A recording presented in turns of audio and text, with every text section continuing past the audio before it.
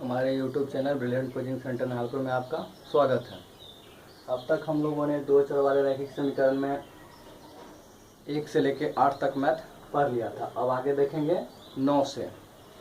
तो देखिए क्वेश्चन कहता है कि x + 2y बराबर 8 और 4y - 3x बराबर 11 को हल करने में किसी विद्यार्थी का x बराबर 6 y बराबर 1 आया। क्या उसका उत्तर सही था? सकारण लिखें। बताना है कि कोई विद्यार्थी जो है इस दोनों समीकरण को सॉल्व किया और सॉल्व करने के बाद उसका उत्तर आया x बराबर 6 और y बराबर 1। अभी उसका आंसर सही आया है कि गलत आया है ये आपको बताना है। तो इसके लिए हम क्या करते हैं, देखिए जब भी सॉल्यूशन का मान निकलता है तो जब भी सॉल्यूशन का मान निकलेगा तो मान लीजिए अगर हम x का मान इसमें अगर हम 6 रख के पुट करते हैं तो y का मान 1 आना चाहिए, और अगर y का मान अगर हम 1 रख देते हैं तो x का मान कितना आना चाहिए? 6 आना चाहिए। अगर आ गया तो ठीक है, नहीं आया तो गलती है। अब देखते हैं सॉल्व करके। सॉल्यूशन सबसे पहले इस समीकरण को ले लेंगे, x + 2y बराबर 8। अब देखिए यहाँ x का मान 6 दिया है तो x के जगह उसका मान पुट कर देंगे।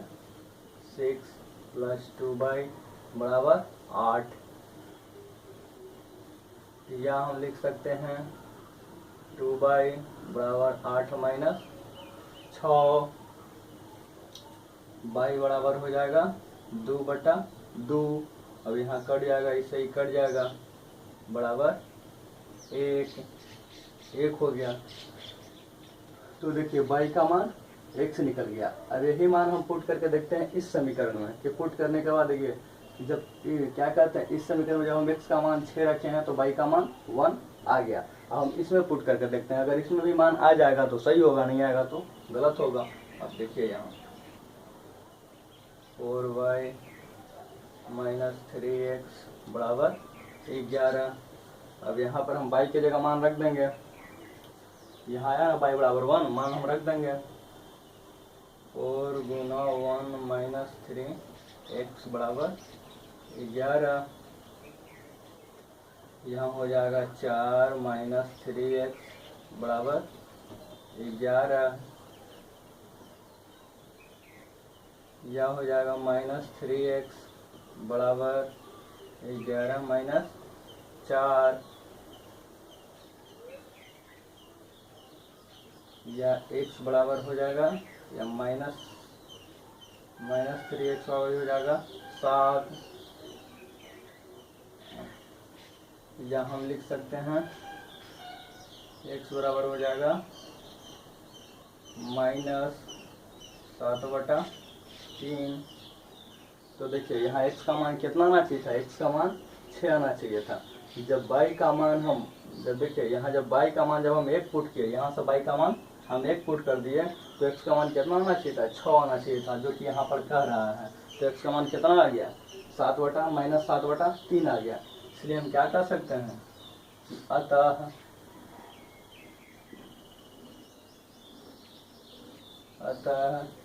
इसका उत्तर गलत है। यही इसका आंसर हो जाएगा।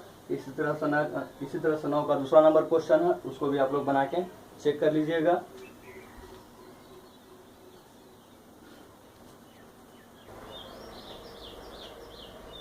अब देखिए आगे क्वेश्चन में कहता है कि दो चरों में समीकरण 3x - 2y बराबर 9 को संतुष्ट करने वाले मान युग्मों के भुज या कोटि सारणी में दिए गए हैं। रिक्त भुज या कोटि सारणी को भरकर सारणी पूरा करें। तो आप लोग जानते होंगे कि हम लोग क्या कहते हैं, अगर एक्सिस बनाते हैं तो क्या होता है, ये x होता है और ये y होता है।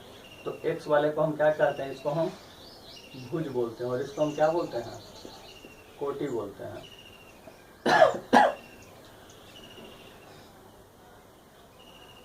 इसको भुज बोलते हैं, इसको कोटि बोलते हैं।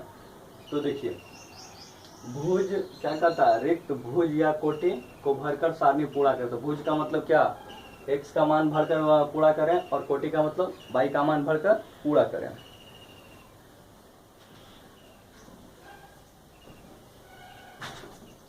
तो देखिए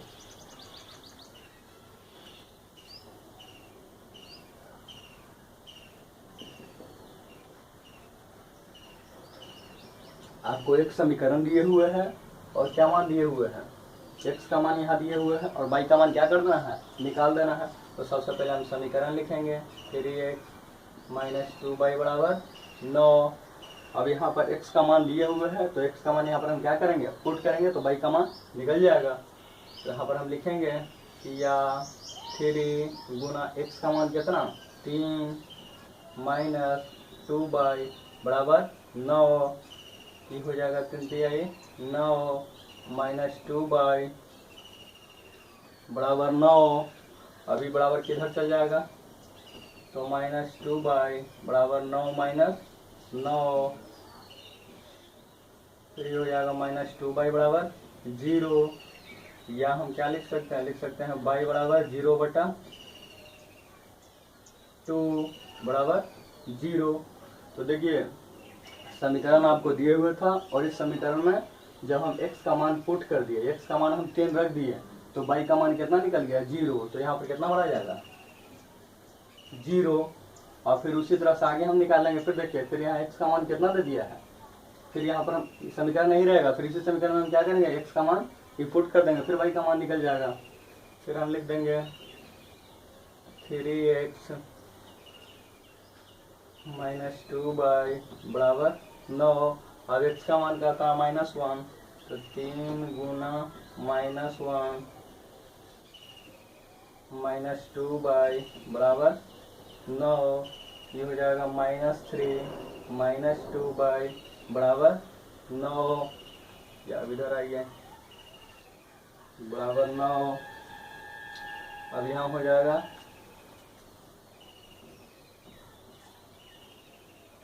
यहाँ हम लिख सकते हैं क्या, या -2y बराबर 9 प्लस 3।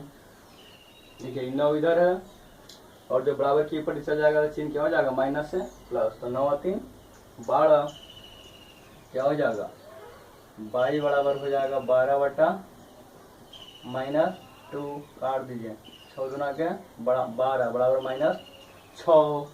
तो देखिए जब यहाँ पर जब x का मान -1 लिए, x का मान -1 लिए तो y का मान कितना आ गया 6 आ गया, -6 आ गया। यहाँ पर कितना बढ़ा जाएगा, बढ़ा जाएगा -6 बढ़ा जाएगा।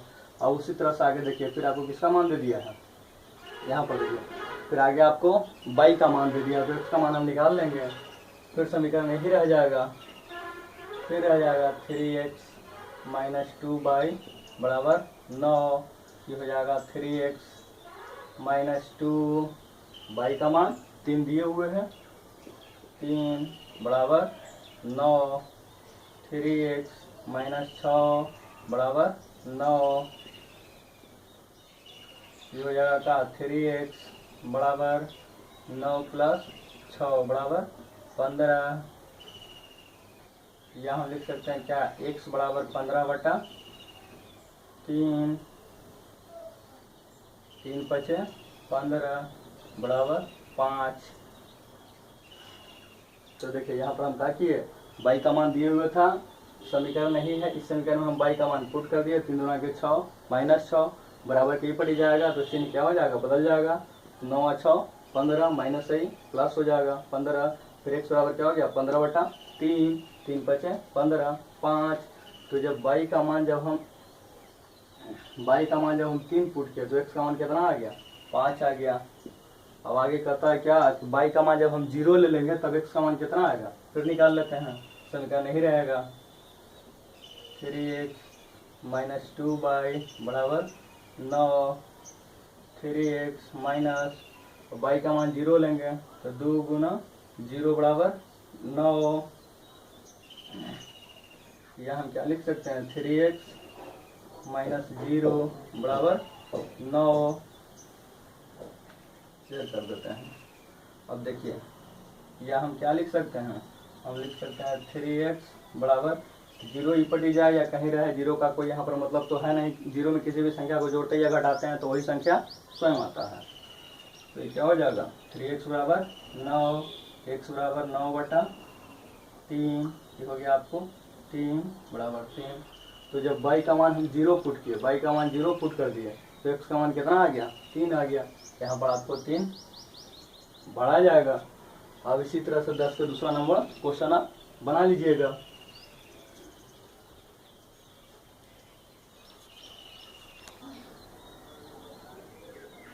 देखिए आगे ग्रामा के पहला क्वेश्चन इसमें कहता है क्या, कहता है समीकरण x + 2y बराबर 9 के लिए प्राकृत संख्याओं के समुच्चय में हल लिखें। तो सबसे पहले हम लोग जानते हैं कि प्राकृत संख्या कहते किसको हैं। तो आप लोग जानते हैं कि गिनती की संख्या को क्या कहते हैं, गिनती की संख्या को प्राकृत संख्या कहते हैं। प्राकृत संख्या कहाँ से स्टार्ट होता है, प्राकृत संख्या कहाँ से स्टार्ट होता है, तो 1 2 3 4 ये सब क्या हो जाएगा प्राकृत संख्या हो जाएगा। अब अगर ये क्या हो जाएगा प्राकृत संख्या हो जाएगा, विशेष जब आएगा समस्या तो देखा जाएगा। तत्काल आप जानते हैं कि प्राकृत संख्या किसको कहते हैं, तो गिनती की संख्या को प्राकृत संख्या कहते हैं। तो इसमें कहता है क्या कि हमको समुच्चय किसका लेना है, तो समुच्चय किसका लेना है, तो प्राकृत संख्याओं का ही समुच्चय लेना है। आपको एक समीकरण दे दिया है और जो हमको सॉल्यूशन आना चाहिए किसमें आना चाहिए, प्राकृत संख्याओं में आना चाहिए। जो x और y का जो मान आना चाहिए वो प्राकृत संख्या में आना चाहिए। तो हम मान भी किसका लेंगे, तो प्राकृत संख्या का ही मान लेंगे। और जहाँ मान लीजिए कि अगर प्राकृत संख्या मान नहीं आएगा, प्राकृत संख्या मान नहीं आएगा इसका मतलब क्या, -1 आ जाए, -2 आ जाए, या -1/2 आ जाए, या 1/3 आ जाए, या 1/16 आ जाए, ये सब क्या है, ये सब प्राकृत संख्या में नहीं आता है। गिनती की संख्या को प्राकृत संख्या कहते हैं। इस रूप में जो रहेगा वही क्या होगा प्राकृत संख्या रहेगा। और अगर मान इस रूप में आता है तो ये सब क्या हो जाएगा प्राकृत संख्या नहीं होगा। तो देखिए इसको आगे सॉल्व करते हैं।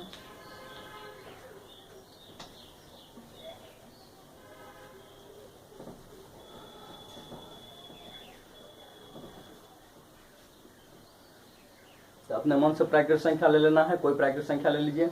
हम स्टार्टिंग से लेते हैं। तो देखिए सबसे पहले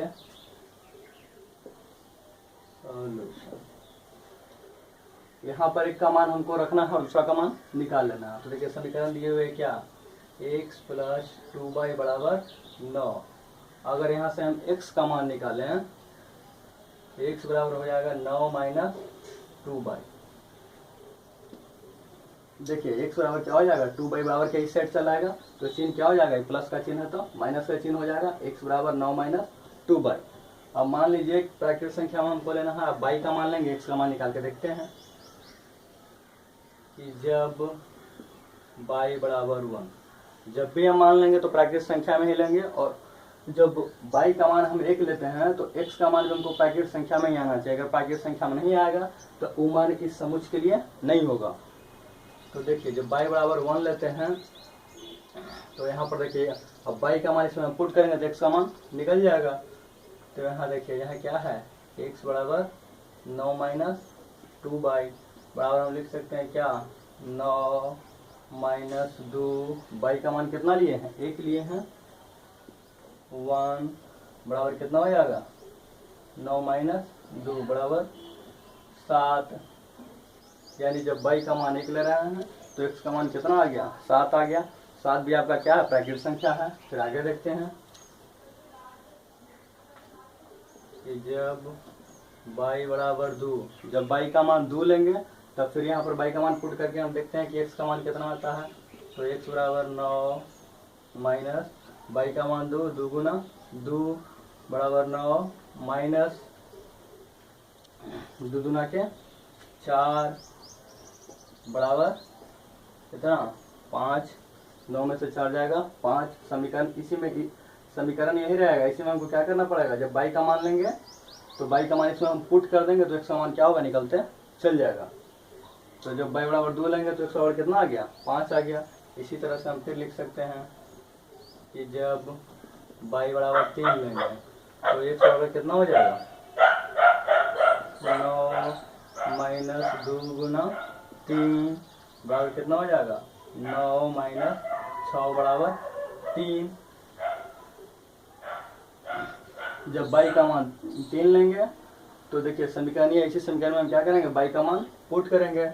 तो ये 9 और -2 और y के मान 3, 3 दूना के 6, तो 9 - 6 बराबर 3। और फिर यहाँ पर हम y बराबर 4 लेके देखते हैं। जब y बराबर 4 लेंगे तो x बराबर 9 - 2 गुना 4 बराबर कितना हो जाएगा, 9 - 8, 4 दूना के 8, 9 - 8 बराबर 1। ये भी प्राकृतिक संख्या में है। अब आगे लेके देखते हैं कि जब y बराबर हम 5 लेंगे तो x बराबर 9 - 2, फिर y की जगह कितना मान पुट करेंगे, 2y का था ना, y की जगह फिर 5 मान रखेंगे। तो 5 बराबर 9 - 10 बराबर -1। तो देखिए अब -1 क्या है, -1 प्राकृतिक संख्या है, -1 जो आपको है ये प्राकृतिक संख्या नहीं है। तो हम क्या करेंगे, इसका मान नहीं लेंगे। अब इसको हम लोग लिख देंगे,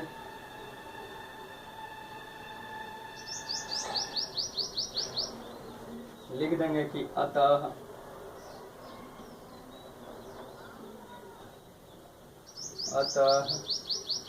इसका हल। अब देखिए जब भी हम लिखते हैं तो पहले किसका मान लिखते हैं, पहले x का मान लिखते हैं, फिर y का मान लिखते हैं और छोटा मान से स्टार्ट करते हैं। तो x का सबसे छोटा मान कहाँ है, तो देखिए यहाँ पर 1 है ना। तो जब एक क्या कहते हैं, जब y का मान हम 4 लिए थे तो x का मान कितना आया था, 1 आया था। और जब भी लिखा जाता है तो पहले किसका मान लिखा जाता है, पहले x का मान लिखा जाता है। तो जब यहाँ पर पहले इसका हल क्या आया, जब यहाँ x का मान 1 होगा तो यहाँ y का मान क्या हो जाएगा, 4 हो जाएगा। फिर आइए तो यहाँ 3 हो जाएगा, x का मान यहाँ 3 हो जाएगा, तो ये भी क्या हो जाएगा, 3 हो जाएगा। फिर देखिए जब यहाँ x का मान 5 हो जाएगा तो यहाँ फिर y का मान 2 हो जाएगा। फिर यहाँ देखिए जब x का मान 7 हो जाएगा तो y का मान 1 हो जाएगा। यही इसका आंसर हो जाएगा। अब इसी तरह से इसका दूसरा क्वेश्चन हम निकाल के दूसरा क्वेश्चन को सॉल्व करके देखेंगे। अगर आपकी इच्छा है तो यहाँ पर हम y की जगह x का मान भी पुट करके हम बना सकते हैं, उससे कहीं कोई फर्क पड़ने वाला नहीं है। केवल ध्यान ये रखना है कि जब भी हम मान लेंगे तो प्राकृतिक संख्या में ही लेंगे, नोट कर लीजिए।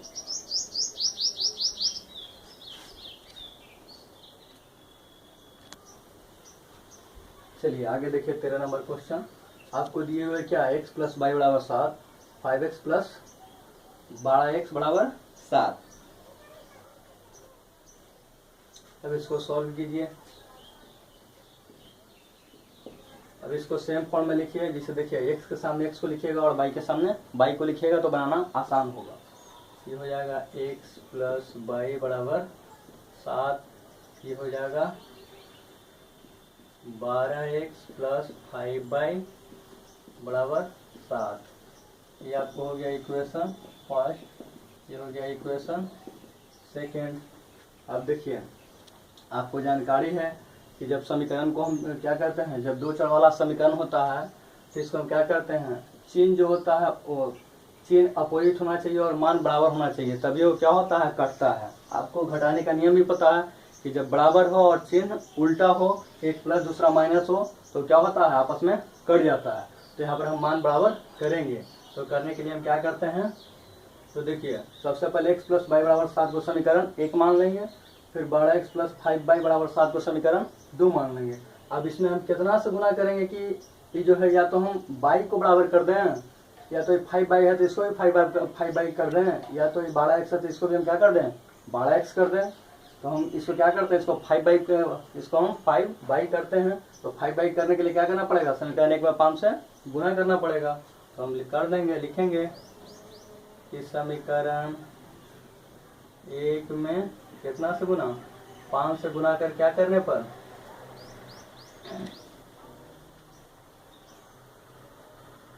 समीकरण 1 में 5 से गुना कर घटा देंगे किसको, समीकरण